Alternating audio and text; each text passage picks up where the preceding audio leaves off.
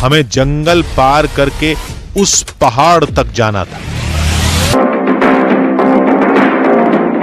मान्यता है कि वहीं श्री राम के शिव आज भी दर्शन देते हैं।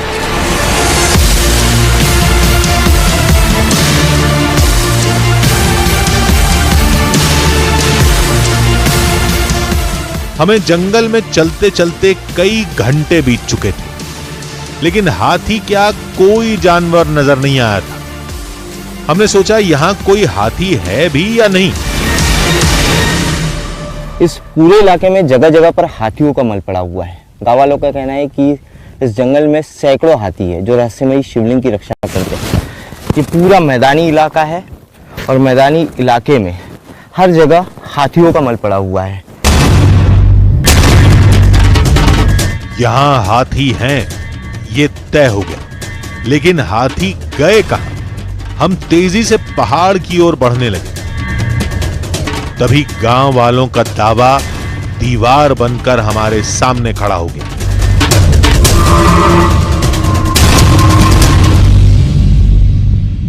देखिए, जिस तरीके से गांव वालों ने हमें बताया था कि जैसे ही हम जंगल में जाएंगे उस रहस्यमय शिवलिंग की रक्षा करने वाले हाथी हमारे सामने खड़े होंगे। ये दंतेल हाथी जो है हमारे सामने खड़ा हुआ है, हमारा रास्ता रोके हुए है। आगे बढ़ने की कोशिश करते हैं हम एक बार। यहाँ से रास्ता जा रहा है, लेकिन हमारे सामने सबसे बड़ी चुनौती है ये जंगली हाथी। ये कोई पालतू हाथी नहीं है, ये जंगल के वो खूंखार हाथी है जो इंसानों को कुचल देते हैं। इंसानों से इनका दूर दूर तक कोई वास्ता नहीं है। थोड़ी देर हाथी अपने में मस्त पानी से खेलता रहा, फिर वो हमारी तरफ चलने लगा।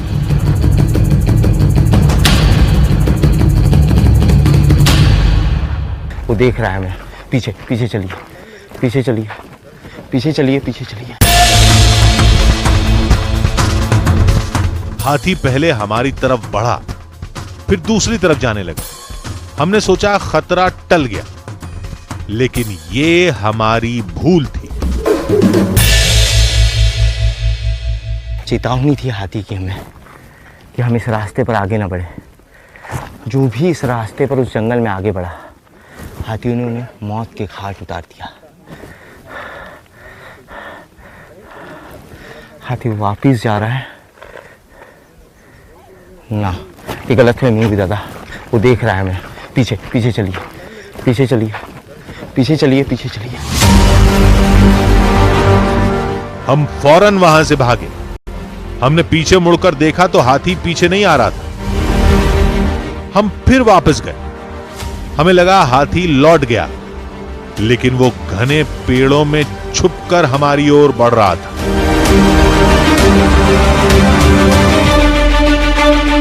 दादा, ये हाथी फिर यहां से आगे आई। दादा, ये फिर यहां से आ गया। ओह दादा, भागिए, दादा भागिए जल्दी। जिस रास्ते से हम जाने की कोशिश कर, दादा जल्दी। अचानक हाथी ने हमला कर दिया।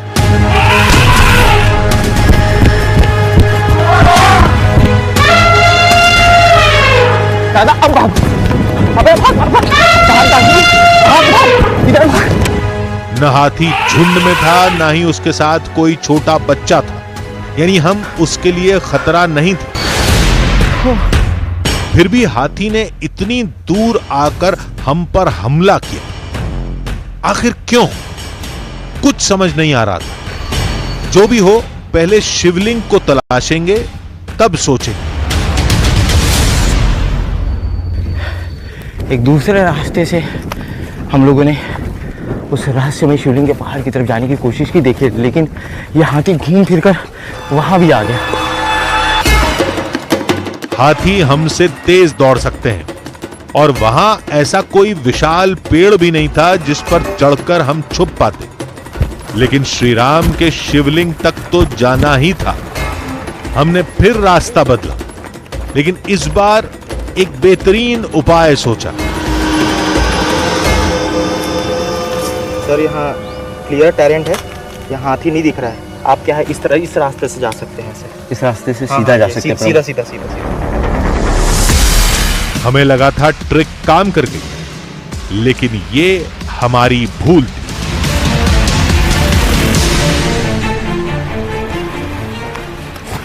देखिए हम लोग फिर रास्ता बदल रहे हैं। रास्ते में शिवलिंग के पहाड़ पर जाने की कोशिश कर रहे हैं। वो ड्रोन है हमारा, ड्रोन उड़ाकर हम हाथियों को लोकेट करने की कोशिश कर रहे हैं कि वो किस इलाके में है। जिस इलाके में हाथी नहीं होंगे हम लोग उस इलाके वो जा रहा है सामने से रास्ते में। वो माय गॉड, वो देखिए यहाँ जहाँ भी जो है, जहाँ भी हम जाते हैं हाथियों का झुंड जो है, हाथियों का झुंड यहाँ होता है।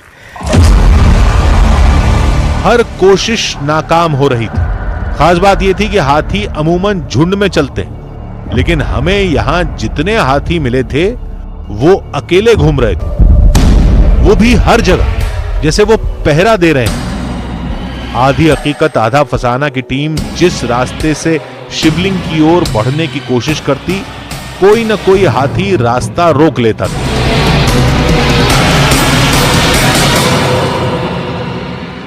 यहाँ खतरा कम दिख रहा है।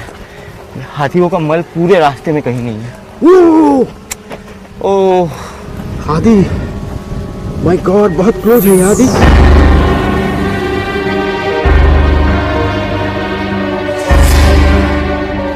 दादा वो इसी तरफ देख रहा है। मुझे नहीं लगता ये हमें जाने देगा रास्ते में शिवलिंग की तरफ। बड़े मुश्किल से 50 मीटर की दूरी होगी। दादा वो हमारी तरफ आ रहा है। दादा हमारी तरफ आ रहा है। दादा हमारी तरफ आ रहा है। भागिए भागिए दादा, भागिए, हमारी तरफ आ रहा है। भागिए भागिए भागिए, जल्दी, छोड़ेंगे नहीं दादा, भागिए फास्ट, दादा भागिए फास्ट, दादा भागिए जल्दी।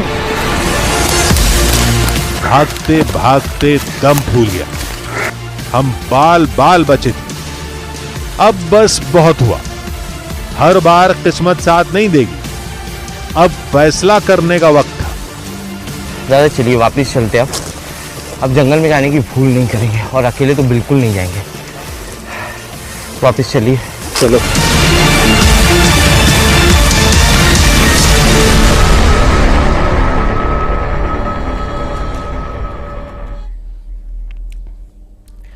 हमने कई बार रास्ता बदला, कई ट्रिक अपनाए, ड्रोन उड़ाया, हाथियों की लोकेशन देखते हुए आगे बढ़े, शरीर पर जंगली तुलसी रगड़कर अपनी गंध मिटाई ताकि हाथी हमारी इंसानी गंध ना सूंघ पाए।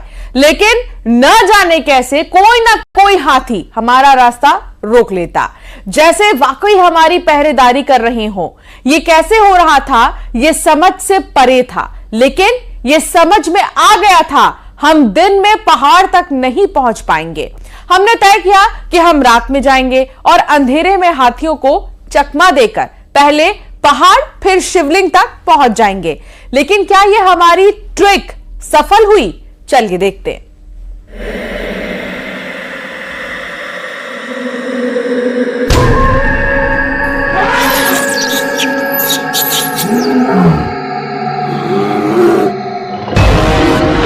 चारों तरफ घुप अंधेरा, रोशनी के नाम पर सिर्फ टॉर्च और कैमरा लाइट, और हर ओर से आती जंगली जानवरों की आवाजें।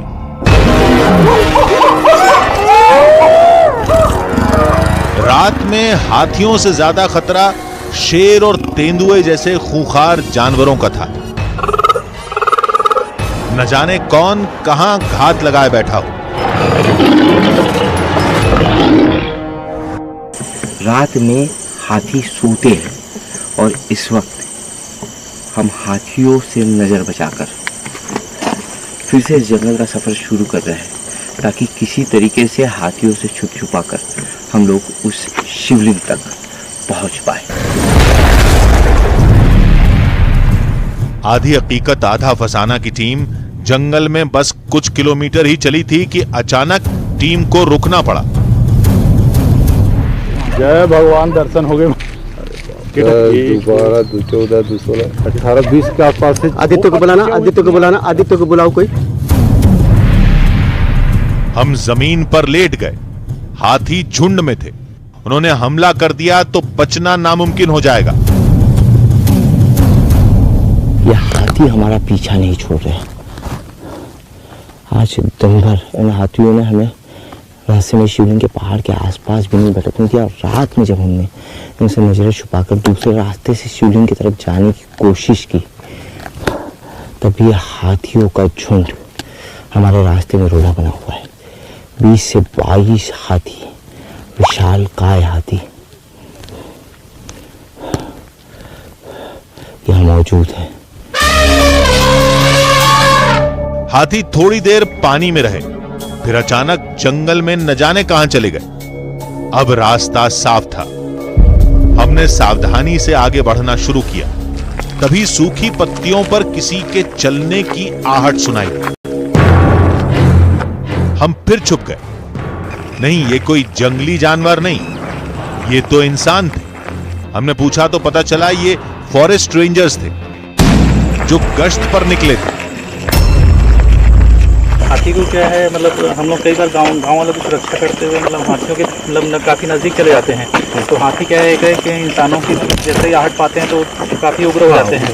तो हम लोग भी कई बार तो ऐसा हो जाता है कि 300-400 मीटर हम लोग को खुद भागना पड़ता है। एक बार तो ऐसा है कि हम लोग हमारे जो वनमंडलाधिकारी लोग महोदय लोग यहाँ उपस्थित थे और अचानक से हाथियों का दल पहाड़ की ओर से आ गया।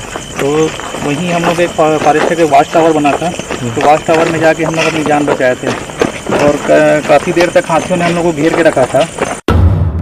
अब हमारे साथ वन विभाग के लोग थे जिन्हें जंगल के चप्पे चप्पे की जानकारी थी। हमने सोचा कि अब तो हमें पहाड़ तक पहुंचने से कोई नहीं रोक पाएगा, लेकिन यह सुकून लंबा नहीं चला।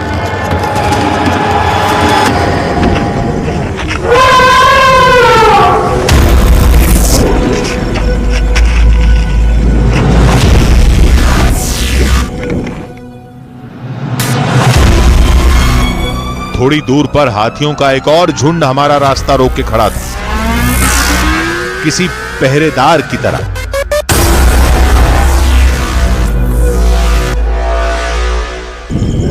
ये बड़ा और आ रहा है, बड़ा छोटा, ये है बड़ा लद्दाख। इसका अब बताओ कितना बड़े बड़े, ये बड़ा।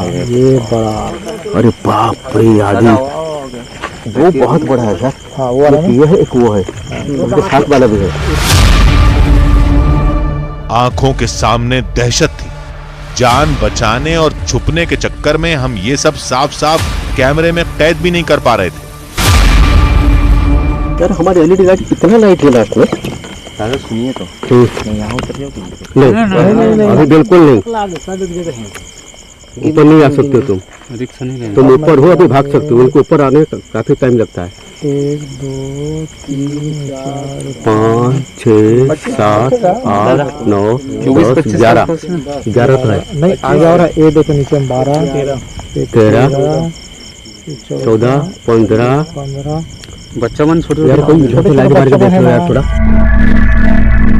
हाथी हमसे ज्यादा दूर नहीं थे। जरा सा हिले और वो हमला कर देंगे, और वही हुआ।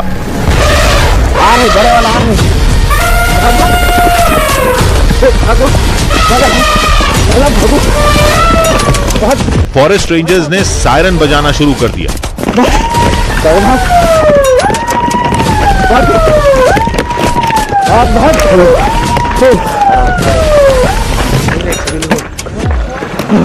अरे बाप रे,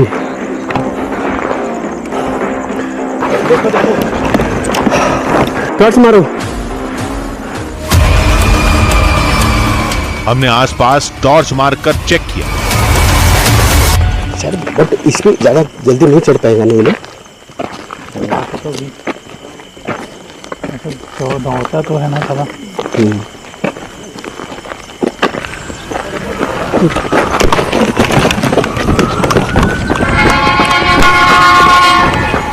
हाथी शायद सायरन की आवाज से डर कर रुक गया था। हमने सोचा एक बार रास्ता बदलकर कोशिश करते हैं, लेकिन फॉरेस्ट रेंजर्स ने साफ कह दिया कि अब वो हमें जंगल में नहीं रुकने देंगे। हम हार गए थे।